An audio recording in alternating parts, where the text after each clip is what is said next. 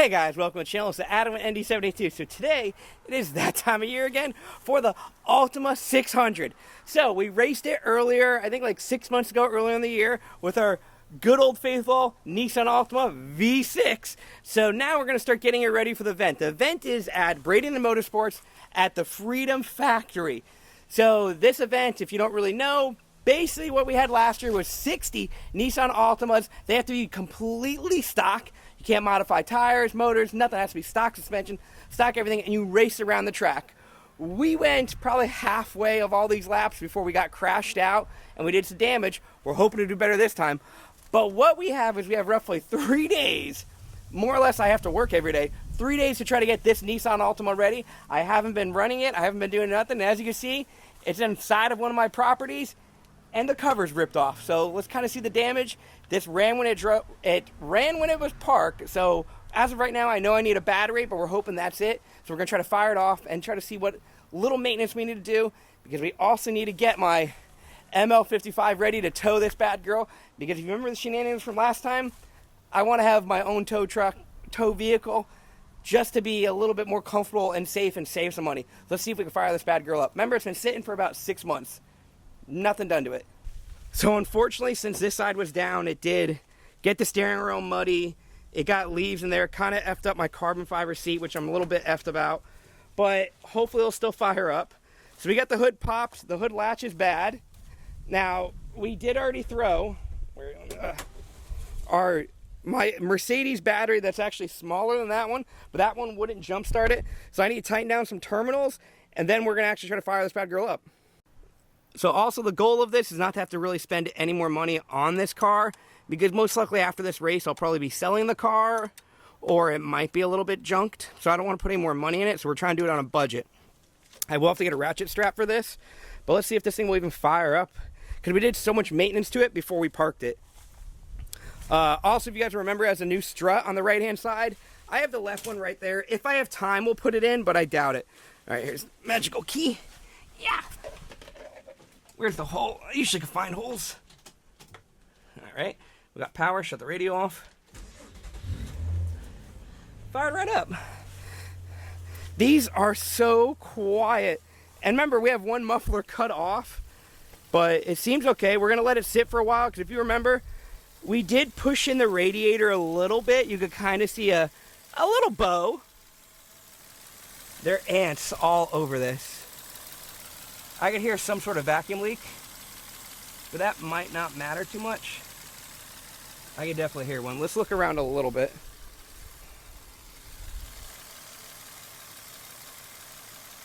I don't know, it's got all these cars here. So we're gonna let it run for a little bit. We'll check all the fluids and everything and just let it sit for right now. And then we're gonna try to get it out of here. But I don't think we're gonna be able to move. Man, because literally trees are growing into it, and we're sunk in the mud. There literally is a tree. I don't know how rooted up that is, which that might be a problem. I have to get the chainsaw out. You can hear my dogs in the background somewhere in the woods. But I don't, if people thought other properties of mine were bad, yeah, this is bad. Let me show you. This is 2 months of not cutting out here where I live. So if you think my grass is bad, I have to cut that every 2 weeks. This is 2 months. Literally. These are trees growing on the side of one of my properties. So I'm hoping it didn't eat up the car. So put all your comments down below. Some of these trees are literally above my head. They're like, I don't know, 20 feet high. And this just happens after a few months, because I haven't cut this area in almost exactly 2 months this side of one of my properties, just because it works really good as a storage, because no one can see what I put back here. So I'm not hating that. But one thing, I almost fell. Forgot there was no window there.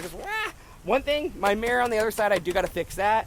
We're probably just going to, on a budget, literally take screws and shove it in there. Now, since the Altima is most likely stuck in there, we're going to have to yank it out with the ML. The ML is not running right now. Once again, kill the battery. So this car, we're going to need to get a battery. Hopefully it should be good. And then I need to get all the towing situation set up. Let me show you what we got already. So I've always had the whole tow package of the hook, of everything, but I don't have the actual plug-in. I ordered one offline. Hopefully we'll be here soon, and it's supposed to be here by Thursday. Today is Wednesday, so it's supposed to be here tomorrow. We'll try to wire that up in this video, but first I'm going to throw a battery in the ML, then we'll try to pull this bad girl out. Battery's already taken out the ML. We went to Walmart to warranty the other one out. So we're just going to throw it back in and fire this bad girl up, let it run for a little bit. All right, we got the battery in, just not bolted down. The bad old Altima is still running strong over there off the checker. Oh, don't forget, guys, free rides for goth girls. All right, it's my ML. Should go fine. Yeah. Let's fire this bad girl up. Come on, where's the hole? Again, I have that issue. We'll let this fire up for a little bit. We got a few lights. That's probably just from battery, so not too worried about that. Make sure this AC is working because it is hot. 106 focus, 107 in Florida. All right, the Altima's been running for a little bit. Let's go do a nice little, just see for overheating check. Let's see. Not cool, it's good. We still have a half a tank. Probably shouldn't have done that, but not bad. I do want to get it in gear and test some stuff. What else works? Radio's bumping. Does AC work? I can't. Oh no, AC needed to be charged, but that shouldn't really matter. I want to get it out of this effing tree, so we're gonna get the ML, finish bolting it up and all ready, and then start getting ready to rig this thing to pull. So it is so swampy back here. If you can see, my ML even kind of got stuck a little bit, but this beast got us out. So this is what I'm gonna be using. I shouldn't need to pull it too much to just get it out of there. I think we're just in a hole, so we'll go up to my hitch, pull it out. One thing I do like, where's this? Oh yeah, I got stuff all back here. Oh yeah, my ND72 thing. I gotta put this bad girl on there so people can't read my plate. There you go. Benefit is you can put the hatch up and you can see right back where you're going. So we'll rig this thing up and we'll see if we can pull it. All right, we're not the best roping setup, but we got it tied up over there and then we got it shackled there. So let's go hop in this bad girl and put it in neutral. And then we'll just try to drag it. At this point, I just want to get it out of this bush. Whoa! Ugh. All right, so I don't fall into bushes. Get my crock back. Even had them in sport mode. Because I don't know how thick that is going in the car, but geez, like these roots are, they're pretty effing big. Okay, I fell again. Okay, put in neutral. E-brake down. Okay. Taking my shoes. What? God, Jeebus. Okay, let's get in that now. Alright, let's see.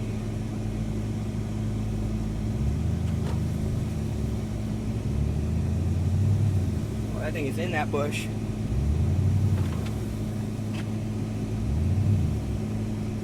Alright, I think we got it out. Make sure I got everything in park. Oh yeah, that was... We did eat up a little dirt. This thing was in there. But let's do a little walk around. Oh, wow. Oh, there's something effing in there. I just heard all this ruckus. We definitely upset some animal back here. But yeah, this is all like mud back here. I live kind of in a swampy area. So hopefully we got it pulled out enough to be on dry. I want to leave the cover on it for right now. Just because it's covering it up a little bit. But we're looking over the car. We're going to do a little bit of, I wouldn't say repairs, but just some fixing uppers. So like I said, we got to re-secure this mirror. So I'm literally just going to probably like drill or weld, make sure that thing's on there tight. The hood is now shutting again. We have a little bit of this and that, but mainly what I'm carrying is it overheating right now. So we're going to let it sit. Look, little Freedom Factory sticker. So to kind of see if it's going to overheat a little bit, let's give it some revs. It should have been warmed up enough. Give it a little abuse. It seems fine.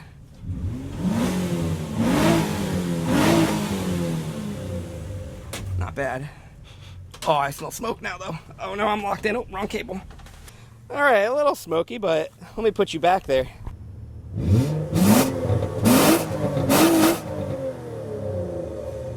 All right, just looked over that. That was some water, some smoke. I'm hoping just from sitting here for so long, hoping that's not an effing head gasket. But I guess if I blow up, I blow up. I'm not doing a head gasket. I'm not buying a motor on this, but it's not overheating, so I think we're good too. All right, guys, get this thing out. We got two effing options. One way, move all my cars, move this, move that, or blast right through the effing bushes, see if we can get through. So we're hoping I can fit through here. I kind of measured it like, oh, perfect. So we're gonna unhook that rope so I don't effing forget that, because I almost just did.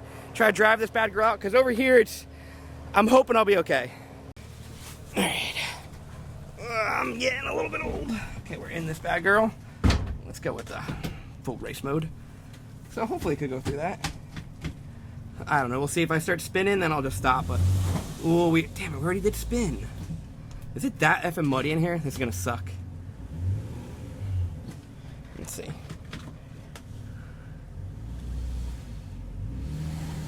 All right, we're gonna try this one more time.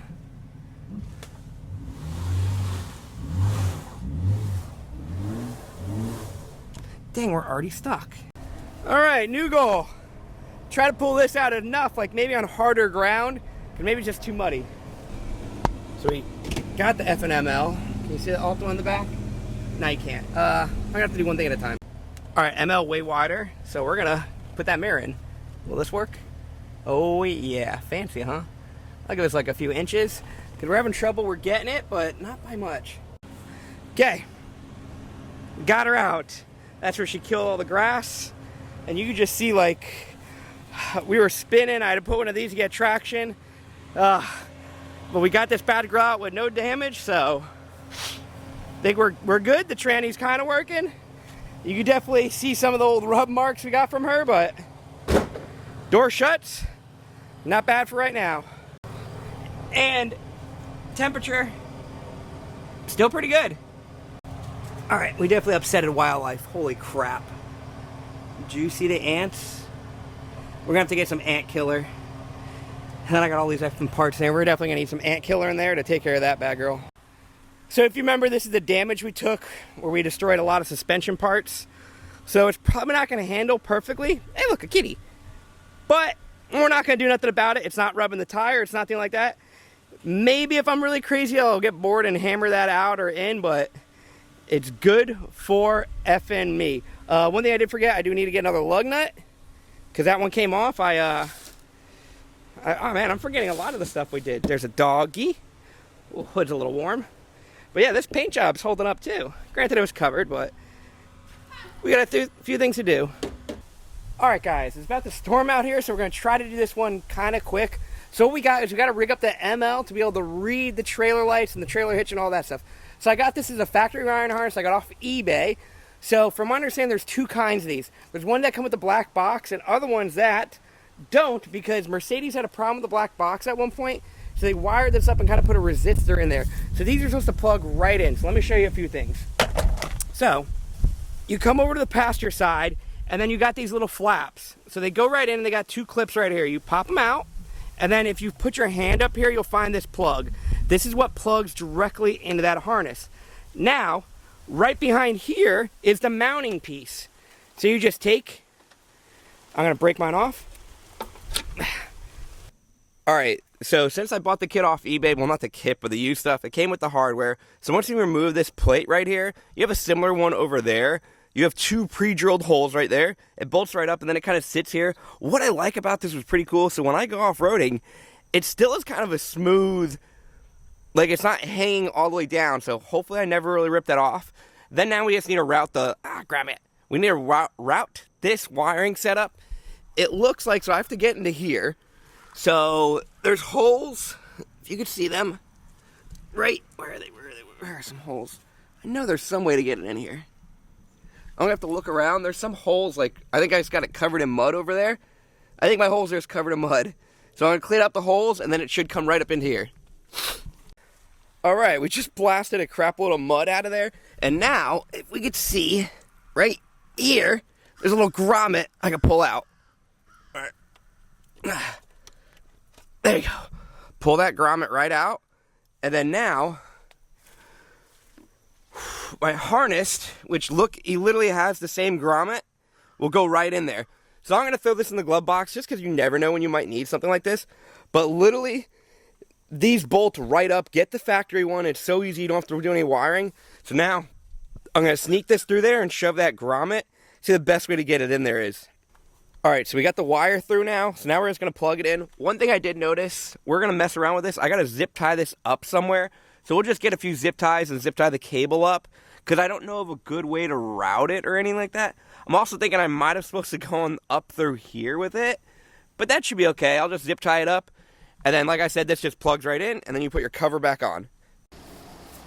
Hey guys, do you own a SLK32, an SL55, or E55, and you're in a hot as heck climate, like here in sunny Florida where it's 105 effing degrees most of the time, and where you want to have some lower air intake temps? Then I got the product for you. What we got behind this fancy bumper is a forced induction interchiller system. Now what that means is I got an actual system over here that's running my coolant, water, boom, boom, boom, through a system that uses the AC to cool it down and make it ice cold. Brr, let's look at some temps. So in comparison, we got my SL55 AMG Bad Girl right over here.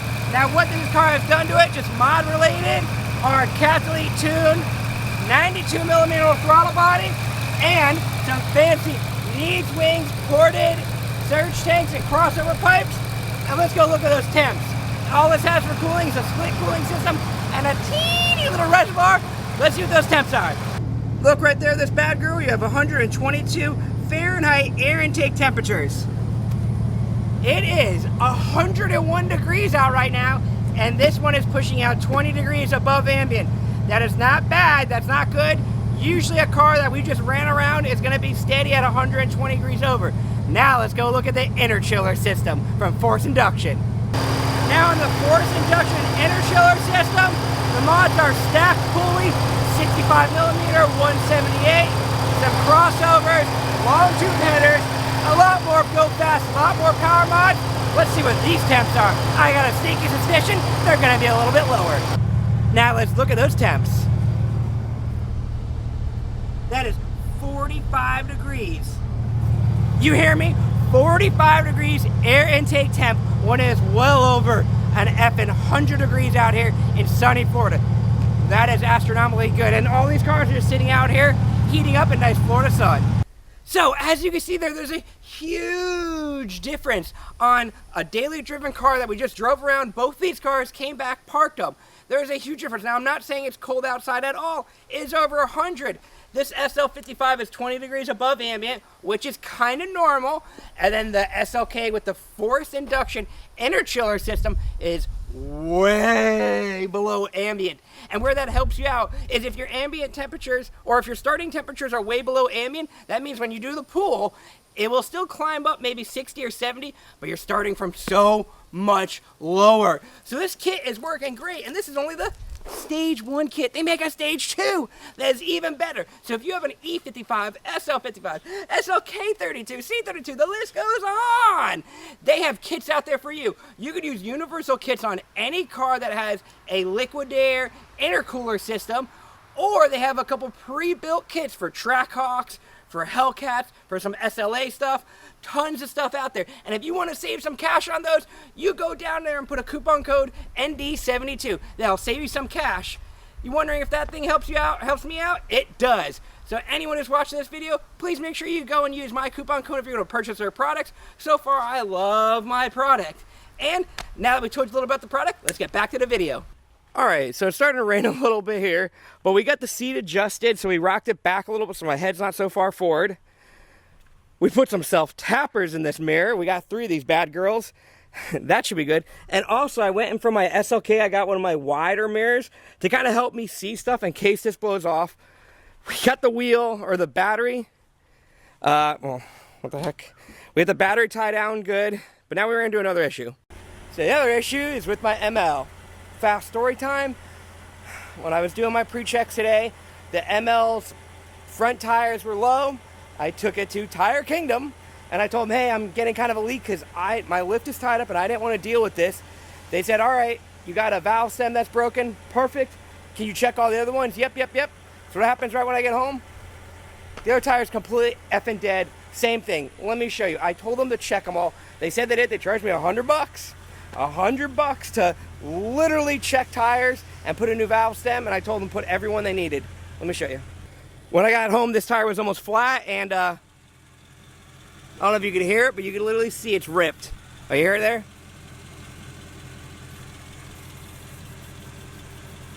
So now I got to do it here, and I can do it here. I just didn't want to, so I'm not trying to waste time. So we're gonna knock that Bad Girl out real quick. All right, don't mind all the trash because I got things thrown everywhere. Since we have to break this bead, and I don't have a tire changer at my house, we're doing this old-fashioned. You got a ratchet strap and a jack, and if you do this right, I probably should not have put it so close to a table. As you pump up, it's actually going to break the bead. All right, let me knock this out. So to give you an underview what it is doing, it's literally pushing up a tire and ratchet strap, it's holding it in. This is an old school trick. It's good for off-roaders. It works, it's just, it sucks. And now we're going to take all the straps off, flip it over, use the pry bar to push the rest of the tire down, and then this will help you break the bead, but not fully. This is for what we're doing here, just valve stems. This trick is a little bit sketchy. It's not the safest thing to do, but it will help you replace a valve stem on an off-road tire. This probably will not work on a low-pro tire, but it's good for like when you're in the woods, when you're off-roading, when you're doing something, or even towing, and you get a valve stem issue. Pop one of those. As long as you got a spare one, you're effing kosher. And then you just flip it over and just rip that bag out, put a new one in, and then you're set. All right, we got both cars ready. We basically have 3 new valve stems on this car. One of them did look effing pretty good, so we're okay with that. We're going to bring some jacks, some tools, just in case we have problems on the road. We just did this one for a little test drive, but I didn't film it just because it's getting late, I want to do quick. It is pulling a little bit, but it's pulling in the right way. It's pulling to the left a little bit. The suspension is not perfect. Has a little bit of smell when you get on it, but hopefully this bad girl's going to last. Like, if you could smell her a little bit right now. But the ML55 should be all good, ready to tow. Tomorrow we're going to pick up the trailer, and tomorrow we're going to get on our way. So just so you remember, guys, we're going to be at the Altima 600 at the Freedom Factory tomorrow, October 11th. So if you want to come down, watch it. It's a good time. I made a video of this before. We're going to make a video again, hopefully better angles with my GoPro, and we're just going to have fun. So hopefully you guys like this channel, and I'll talk to you later. Super dog. You got it? Ah.